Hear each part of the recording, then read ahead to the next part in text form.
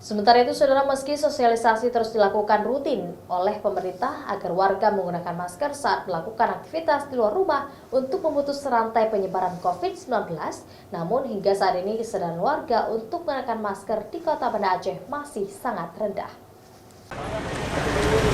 Kesadaran warga Kota Banda Aceh untuk mengenakan masker saat melakukan aktivitas di luar rumah masih sangat kurang. Walau pemerintah telah mengeluarkan peraturan wali kota nomor 24 tahun 2020 tentang kewajiban warga Kota Banda Aceh memakai masker selama pandemi COVID-19. Walau diberikan sanksi bagi warga yang tidak menggunakan masker, akan tetapi masih juga ada warga yang enggan mematuhinya. Sanksi berupa penjemputan KTP dan tidak mendapatkan pelayanan keperluan administrasi di pemerintahan Kota Banda Aceh belum membuat warga patuh aturan. Begitu juga dengan tempat usaha seperti warung kopi, kuliner, dan restoran wajib mematuhi protokol kesehatan untuk pencegahan COVID-19 seperti menyediakan hand sanitizer, tempat cuci tangan, dan mengatur jarak minimal 1,5 meter antar kursi pelanggan.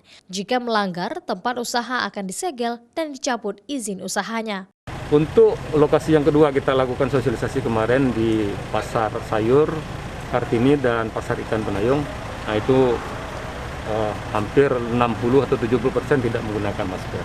Untuk di tempat saya sudah himbaukan bahwa area safety wajib masker.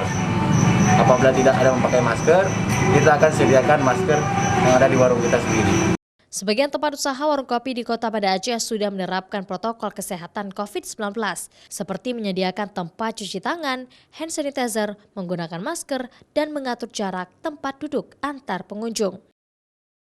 Raja Umar, Kompas TV, Banda Aceh.